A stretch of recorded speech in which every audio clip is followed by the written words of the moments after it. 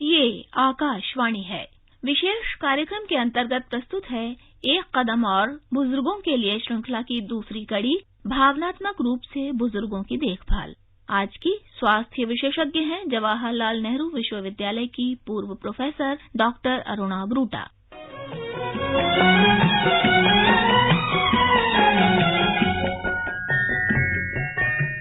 नमस्कार श्रोताओं, कार्यक्रम एक कदम और बुजुर्गों के लिए लेकर हाजिर हैं हम। मैं हूं कनकलता और मेरे साथ हैं मेरे सहयोगी अशोक अग्रोही। श्रोताओं, स्वागत है आप सबका इस कार्यक्रम में, जिसमें हम बात करते हैं वरिष्ठ जन की, साथ ही कुछ जानकारियां होती हैं और मनोरंजन भी। समय तेजी से गुजरता जाता है और हम पहुंच जाते हैं जिंदगी के सबसे सुनहरे पड़ाव पर। हम अपनी जिम्मेदारियां निभा चुके होते हैं और हमारे पास खुद के लिए जीने का पर्याप्त समय होता है, तो क्यों ना इस समय का पूरी तरह इस्तेमाल करें। शुरुआत करते हैं एक खूबसूरत गाने से।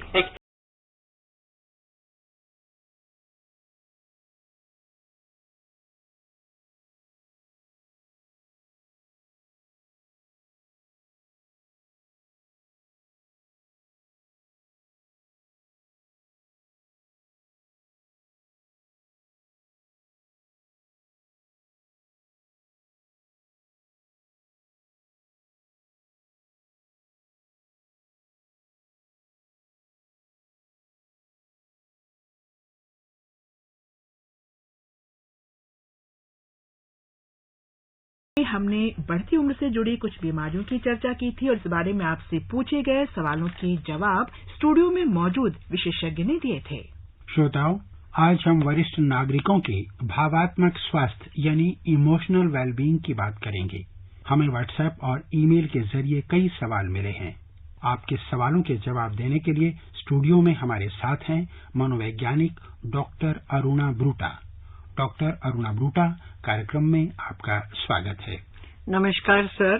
स्वागत तो मैं कहूंगी मेरे बुढ़ापे का है, और जिन बुजुर्गों के बारे में आज हम चर्चा करने लगे हैं, मैं पहले आप दोनों की उम्र देख के ताज्जुब करती हूँ कि चलो किसी को तो ख्याल आया कि बुजुर्गों के बारे में भी चर्चा होनी चाहिए।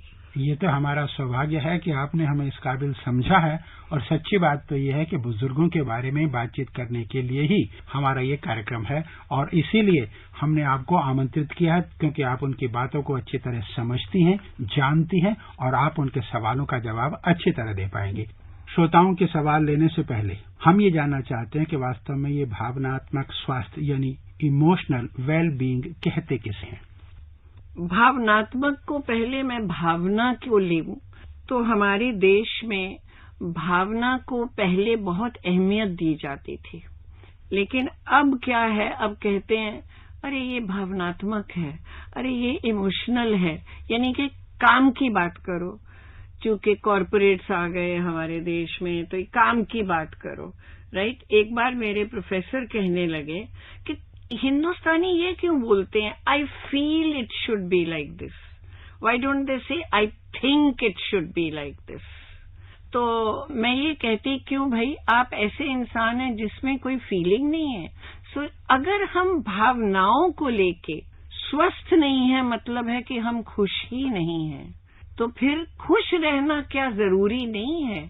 एक तरफ तो आप स्कूलों में भी हैप्पीनेस प्रोग्राम्स चलाते हो, और जितने मनोवैज्ञानिक हैं जो एकेडमिक हैं, प्रोफेसर हैं, रिसर्च कर रहे हैं इस एरिया में, वो हैप्पीनेस पे रिसर्च कर रहे हैं। लेकिन जब हम बोलने पे आते हैं अपना दुख कि भाई हमें अकेलापन लग रहा है, या उस बच्चे ने हमें तमीज से बात नहीं करी, वो हमारी ईगो, हमारा अहम हर्ट हो गया, तो कहते हैं यार ये बातें मत करो, हमारा टाइम नहीं है ये सुनने का, भाग दौड़ में हम पड़े हैं। तो भावनात्मक का क्या मतलब, इमोशनल, यानी कि हमारी भावनाएं कहाँ टूटी, कहाँ उनका कचरा बना, कहाँ वो बुलडोज हो गई, और किसी ने हमें पूछा तक नहीं, क्योंकि ना हमें आदत है बुड़बुड़ करने की, ना हमें आदत है चुप रहने की। उससे क्या होता है, भावनात्मक स्वास्थ्य ना हो तो शारीरिक स्वास्थ्य भी बिगड़ जाता है। डॉक्टर ब्रूटा, गुजरात से नूर मोहम्मद लखानी अपनी स्थिति बता रहे हैं। मैं नूर मोहम्मद लखानी, श्रॉफ रोड, राजकोट, गुजरात राज्य से। मैं आकाशवाणी को सुनता रहा हूँ। आज सुनते हुए मुझे बड़ी खुशी महसूस हो रही है, क्योंकि मैं आज 65 साल का हूँ।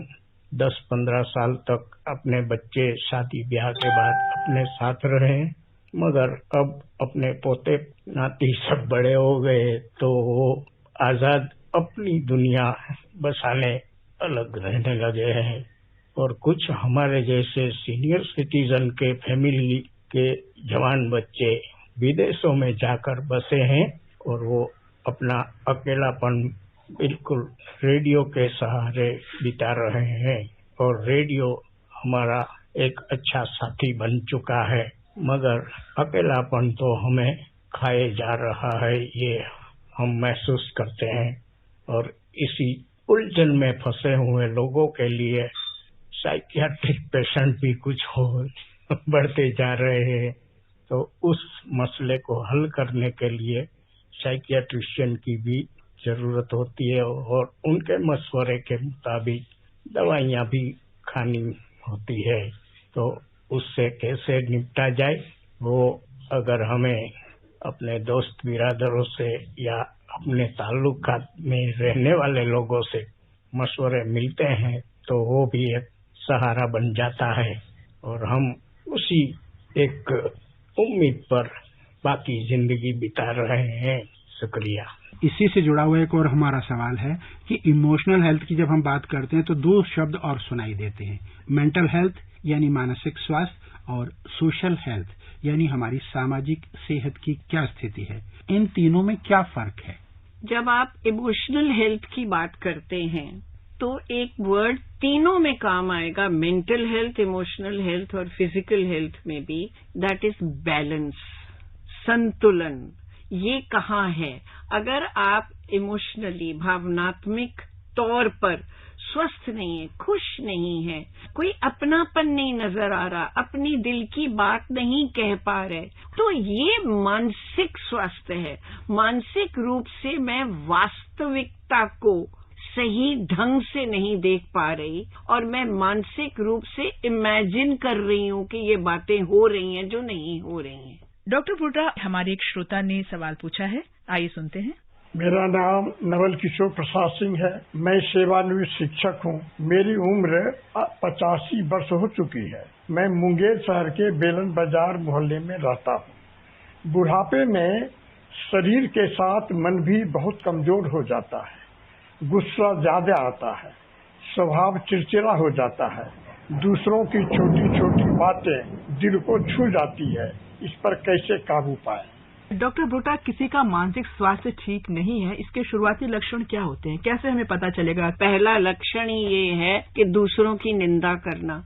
दूसरा लक्षण ही ये है क्रोधित हो जाना, आपे में न रहना, बिना बात पे भड़क जाना। तो आपके कहने का मतलब है कि अगर कोई बहुत ही नाराज हो, क्रुद्ध हो, तो हम ये मान लेंगे कि इसका मानसिक स्वास्थ्य ठीक नहीं है। हाँ, लेकिन वो पागल नहीं है। पागल हमारे देश में ये लफ्ज जो है पागल, ये शब्द, इसको बहुत बुरी तरह से इस्तेमाल किया जाता है। जैसे किसी को कहते हैं तेरा ना स्वास्थ्य ठीक नहीं है, तू बात को घुमेटा देता है, तू नाराज हो जाता है, तुझे क्रोध आता है, तू किसी मनोवैज्ञानिक को मिल, तो वो क्या कहता है छूटते ही, मैं पागल हूँ। हाँ। तो जब ठीक नहीं है तो लोग समझते हैं आपने हमें पागल कह दिया। ये नहीं होता।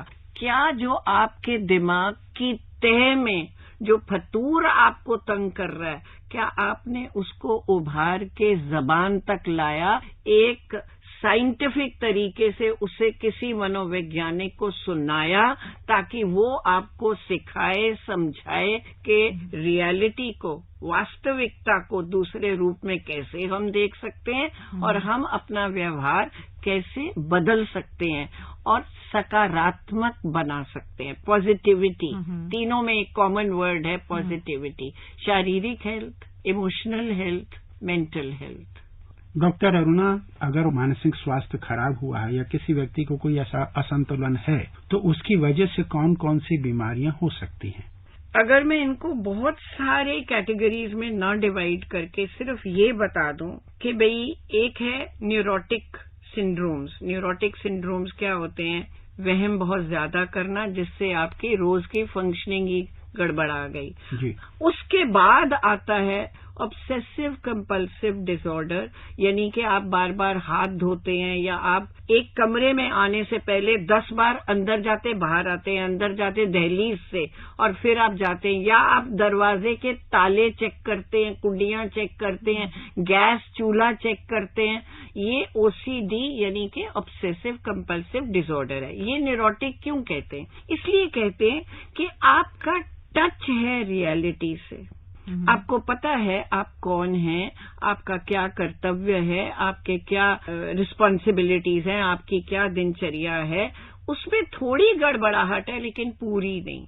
लेकिन वो जिनको साइकोटिक प्रॉब्लम्स हैं, मैं कहूं कि अशोक जी वो पीछे ना आपके स्क्रीन के एक आदमी खड़ा है, वो आर्मी का जनरल है, वो मुझे ही पकड़ने आया है। आप पीछे मुड़ के देखते हो कोई भी नहीं है, पर मैं देख रही हूं।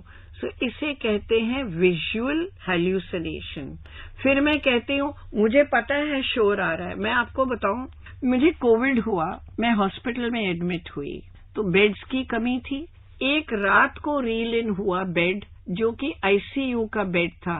मैं ये क्यों डिफरेंस आपको बता रही हूँ, आईसीयू के बेड का जो मॉनिटर होता है वो बिप बिप बिप बिप करता है और जो जनरल वार्ड का मॉनिटर होता है वो आवाज नहीं करता। तो जिसको लेके आए वो एक डॉक्टर था जिसको कोविड हुआ और वो बहुत सीरियस था, लेकिन वो चिल्लाता था रात को, शोर मत करो, तुम लोग बहुत बातें कर रहे हो। और कोई भी शोर नहीं था, आवाज नहीं थी, वो आवाजें उसे सुनाई दे रही थी। मैंने सिस्टर को बुलाया और पूछा, मैम इसका कोई साइकाइट्रिक इश्यू है, आप इसकी देखिए, शायद इसको कोई दवाई मिलनी चाहिए जो नहीं मिल रही कोविड करके। तो डॉक्टर को बुला के देखिए, क्योंकि ऑडिटरी हैल्यूसिनेशंस के लिए दवाइयां देते हैं। इन सब स्थितियों से बचने के लिए क्या उपाय हैं?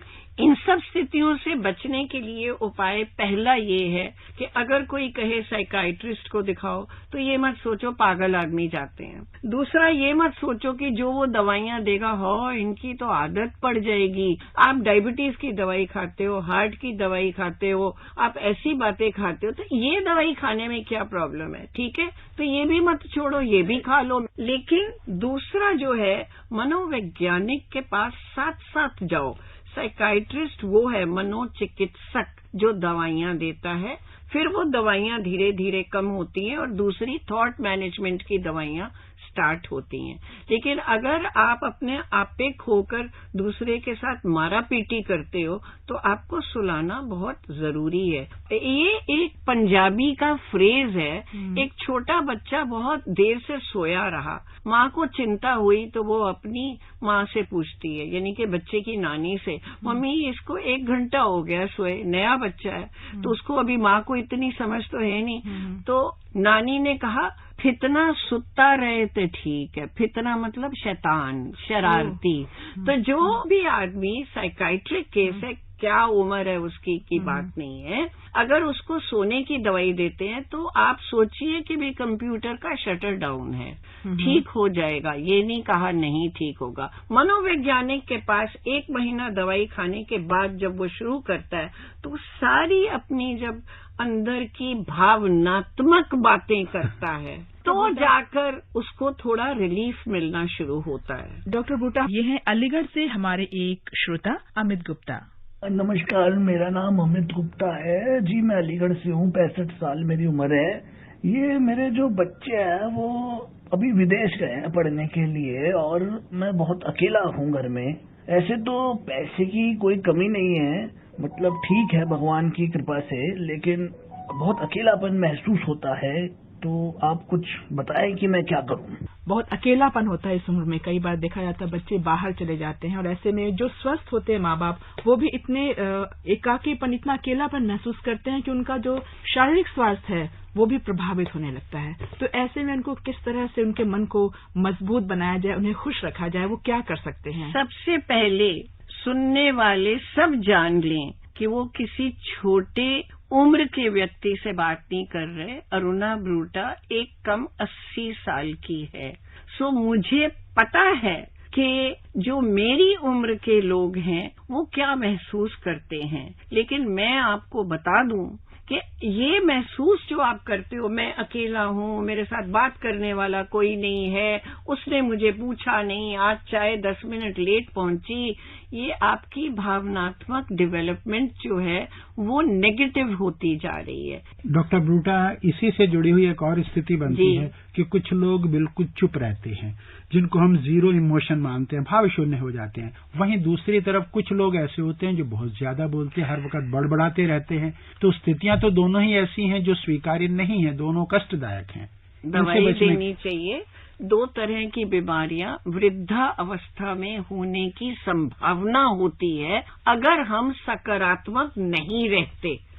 उसमें क्या है, अगर आप अपनी मिडिल एज या यंग एज में थोड़े हाइपर रहे हो, मेनिया होता हो, तो आपको शक हो सकता है कि आगे चल के अकेलेपन में आपको डिमेंशिया होना शुरू हो। डिमेंशिया में क्या होता है, इमोशनल ब्लंटिंग हो जाती है, लेकिन आपको क्रोध आता रहता है, जरूरत से ज्यादा बोलते हैं और आपकी इमोशंस ऑलमोस्ट खत्म हो जाती हैं। जैसे मैं आपको बताऊं, अभी एक व्यक्ति हैं जो 82 साल के हैं और उनके जवान बेटे की मृत्यु हुई है। उनको कोई शोक नहीं है, वो सड़क पे बोलते रहते हैं, तुम लोग चुप करो, बहुत शोर कर रहे हो, रात को 3 बजे। और न वो रोए हैं, जब उसकी बॉडी ले जाने भी लगे अर्थी, तो वो बहुत ऊंची ऊंची बोले, कोई नहीं मरता, ऐसे ही सब बहाने होते हैं, कैंसर कोई चीज नहीं होती। यानी कि आपका लॉजिक प्लस आपकी इमोशंस, आपकी भावनाओं में समन्वय नहीं है, बैलेंस नहीं है। एक और बीमारी बुढ़ापे में होती है, अगर आप शुरू से बहुत चुप चुप रहने वालों में से हुए और आप बहुत काम भी करते रहे, लेकिन आप बहुत ज्यादा सोशल लाइफ में नहीं रहे, आप सामाजिक जीवन ज्यादा व्यतीत नहीं किया, तो आपको अल्जाइमर होने का डर होता है। अल्जाइमर का मतलब है व्यक्ति कम बोलता है, कम हिलता जुलता है, फिर धीरे धीरे जब बीमारी बढ़ती है तो वो हिलना जुलना बंद कर देता है, वो पहचानना छोड़ देता है, और अगर उसके साथ जबरदस्ती करोगे तो वो थोड़ा अग्रेसिव या वायलेंट हो सकता है। डिमेंशिया वाला बहुत वायलेंट हो सकता है, लेकिन अल्जाइमर जो है उसमें पॉसिटी ऑफ लैंग्वेज यानी कि भाषा की कमी होने लग जाती है और वो चुप रहता है। दोनों के बीच में एक होता है जो भटकता है, किसी के घर जाके बैठ गया, रोज जाके बैठ गया, और किसी ने कहा कि भाई ये आदमी रोज आ जाता है, क्या बात है। तो एक दिन एक बहू ने घर की ने कह दिया, लाला जी आप रोज आ जाते हैं। तो कहते हैं कहाँ जाऊं बताओ, ऊपर बेटा रहता है वो नहीं बोलता, उससे ऊपर बड़ा बेटा रहता है वो नहीं बोलता, बहू बच्चों को नीचे नहीं भेजती, पत्नी गुजर गई है, किससे बात करूं। और उन्होंने चाय का कप उठा के नीचे फेंक दिया। इसी से जुड़ा एक सवाल हमारा और है कि इन सब स्थितियों से बचने में लाफ्टर थेरेपी यानी हंसना हंसाना क्या भूमिका हो सकती है उसकी? लाफ्टर थेरेपी यहाँ आती है कि जब आप पार्क में जाओगे, आप कमरे में अपने आप हंसने लग जाओगे तो बेटा बहू तो आपको कहीं छोड़ आएंगे, लेकिन अगर आप पार्क में जाकर ये बहुत सारे बुजुर्गों के बीच में सब हंसना शुरू करेंगे तो सब कहेंगे ये तो एक हास्य रस का योग अभ्यास है, जिसे आप लाफ्टर थेरेपी कहते हैं, अनिवार्य है। शरीर को देखिए, जब आप हंसते हैं कितने मसल्स आपके पुल होते हैं, अदरवाइज ये मेरी झुर्रियां देखिए जो झुर्रियां हैं, ये झुर्रियां जो हैं और आपको कब्जे में डालेंगी कि आप कमरे में से बाहर नहीं निकल पाएंगे। तो लाफ्टर थेरेपी बहुत अनिवार्य है और आपने सैर जरूर करनी है, आपने पार्क जरूर जाना है, आपने प्राणायाम जरूर करना है। लेकिन कुछ लोग उठते हैं, सुबह चाय पीते हैं और या तो सोफे पे या तो पलंग पे बैठे ही रहते हैं, अखबार पढ़नी छोड़ देते हैं, बुजुर्गों को मिलना जुलना छोड़ देते हैं। संगीत का आनंद लेना भी बहुत जरूरी है इन सब के साथ। और हम अब एक खूबसूरत सा गाना सुनने के लिए, और वो भी हमारी जो डॉक्टर अरुणा ब्रूटा है उनके पसंद का। मैं जिंदगी का साथ निभाता चला गया, ये बिल्कुल मेरे जीवन की कहानी है और सबके जीवन की कहानी है। अब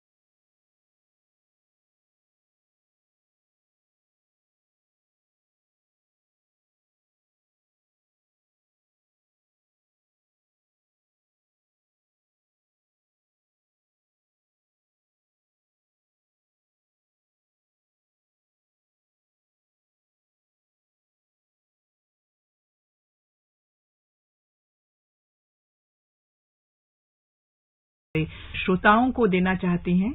कभी फुर्सत में जरूर बैठ के सोचना, जब मैं जवान था मैं अपने दादा के पास कितना बैठता था, क्योंकि नौकरी भी करनी थी, पैसा भी कमाना था, बच्चों को पढ़ाना भी था। ये बातें आप भूल रहे हो। दूसरी बात, वो जमाना और था, इसलिए अपने जमाने के गुण और अपने जमाने की डंका अपने पोते पोतियों के आगे नहीं लगानी चाहिए। और कभी भी युवा पीढ़ी की निंदा नहीं करनी घर में। युवा पीढ़ी अपने में मस्त है, उनका खाना अलग तरह का है, उनका जीवन अलग तरह का है। बल्कि मैं सोचती हूँ कि अगर आपने मोबाइल अपने हाथ में पकड़ा तो अपने पोतों से पोतियों से बैठ के नई नई चीजें उसमें सीखो तो आपको बहुत अच्छा लगेगा। चाहे वो गाने हो कैसे लगा सकते हैं, चाहे कोई ऐसी साइट हो जहां आपको इंटरेस्ट आता है, या उसी में बैठ के कोई फिल्म हम देख सकें, या किसी को मैसेज देना चाहें तो दे सकें, तो ये बहुत जरूरी होती है। मैं फिर कहूंगी, बच्चों की, बड़ों की, स्पेशली बहुओं की निंदा कभी नहीं करनी। ये बच्चियां हैं जो अपने घर में छोड़ के हमारे पास आई हैं, इनको गले से लगाकर हम कहें वाह कितना अच्छा खाना बनाया, वाह ये रंग कितना तुम्हें सूट करता है, बच्चे का 10 लीटर खून बढ़ जाता है और आपके अंदर पॉजिटिविटी आती है कि आपने पॉजिटिव बात करी है। तो सकारात्मक अप्रोच अगर आप परिवार में रखेंगे तो फिर आपका कभी बुढ़ापा आपको नजर ही नहीं आएगा। मैं अपनी ग्रैंड डॉटर, अपनी बहुओं के साथ जब बैठती हूँ तो मैं सोचती हूँ अरे कितनी बातें और सीखने के लिए मेरे पास पड़ी हैं, मैंने सीखी नहीं। मैंने नहीं बुढ़ी हुई अभी तो मैं स्टूडेंट हूँ, अभी तो मैं सामाजिक बातें बहुत सी सीखती हूँ। और मैं कई बार पूछती हूँ अपने पोतों को या पोतियों को, अच्छा आजकल तुम क्या देखते रहते हो अपने आईपैड पे या अपने लैपटॉप पे? माँ आपको क्या पता, आपको पता भी है कुछ? आजकल हेयर स्टाइल बनाना भी आईपैड पे दिख जाता है। आपको पता है बाल काटने भी आ जाते हैं। मैंने कहा अच्छा मेरे बाल थोड़े से नीचे से काट दे, तो मैं बोलूंगी अरे ज्यादा मत काटना, मुझे तो लंबे बाल अच्छे लगते हैं। तो कहेगी नहीं, फिर वो मुझे दिखाएगी, फिर मैं कहूंगी ऐसे नाक चढ़ाकर मैं कहूंगी हाँ ठीक है, तो बहुत हंसती है। तो घर में रौनक रहती है। मुंह सुझा के मैं बैठी रहूं, आपका ब्रेन सेल्स आपके रिएक्ट कर रहे हैं नेगेटिविटी में। तो आज अगर आप 80 साल के हो 100 साल के लगने लगोगे। सही बात करो, पॉजिटिव बात करो। देखो तो बाहर बारिश हो रही है, पेड़ कितने हरे हैं, देखो तो कितने खुश हो गए कि किसी ने हमारे बारे में सोचा, हमें नहला दिया। नहीं तो कारों का पोल्यूशन उन पे पड़ा रहता है। सकारात्मक रहो ना। धन्यवाद अरुणा जी, आपने आज जो जानकारी दी उससे हमारे वरिष्ठ नागरिकों के मन में एक नई ऊर्जा का संचार होगा। इस हौसला अफजाई के लिए आपका बहुत बहुत धन्यवाद। और खबरदार आगे से वरिष्ठ कहा, अभी तो सब बच्चे हैं। आजकल शारीरिक सेहत इतनी अच्छी है, दवाइयाँ इतनी अच्छी हैं, टेलीविजन से इतना कुछ हमें, रेडियो से, आपके प्रोग्रामों से पता चलता है सेहत को कैसे मैनेज करना है। तो आगे 50 में रिटायर होते थे, फिर 60 में रिटायर हुए, फिर 65 में रिटायर हुए। आप देखना अब 80 पे लोग रिटायर होंगे, उससे पहले नहीं। डॉक्टर ब्रूटा, आपने जो जानकारी दी है उससे जरूर लाभ उठाएंगे हमारे वरिष्ठजन और अपने स्वास्थ्य का पूरा ध्यान रखेंगे। श्रोताओं, ये थी मनोवैज्ञानिक डॉक्टर अरुणा ब्रूटा जो आपके और हमारे सवालों के जवाब दे रही थी। और हम आपको बता दें कि हमारा जो अगला कार्यक्रम है वो प्रसारित होगा 7 अगस्त को FM गोल्ड पर रविवार रात 9:30 बजे। इसमें आपको जानकारी दी जाएगी वरिष्ठ नागरिकों को दी जा रही बैंकिंग सुविधाओं के बारे में। आप अपने सवाल हमें व्हाट्सएप या ईमेल कर सकते हैं। हमारा व्हाट्सएप नंबर है 9289094044। नंबर एक बार फिर सुन ले, 9289094044। ईमेल पता है एक कदम और airnews@gmail.com। आपके सवाल हमें 4 अगस्त तक मिल जाने चाहिए। श्रोताओं, जीवन को ऊपर वाले का उपहार मानकर उसका आनंद लीजिए।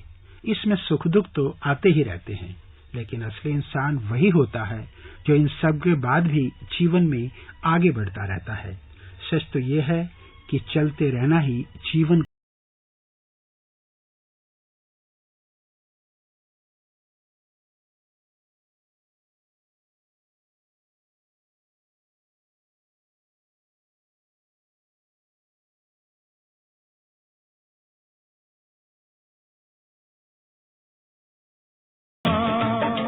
अब अशोक अग्रोही और कनक लता को आज्ञा दीजिए। कार्यक्रम के अगले अंक में एक नई सोच, एक नई जानकारी के साथ आपसे फिर मुलाकात होगी।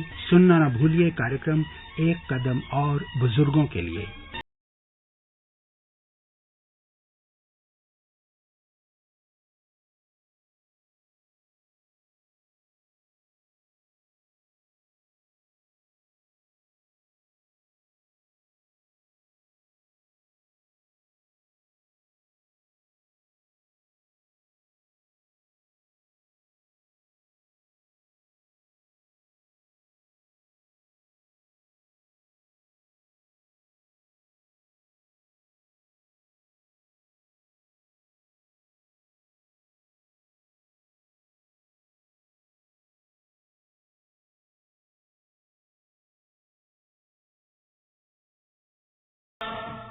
विशेष कार्यक्रम के अंतर्गत अभी आप सुन रहे थे एक कदम और बुजुर्गों के लिए श्रृंखला की दूसरी कड़ी, भावनात्मक रूप से बुजुर्गों की देखभाल।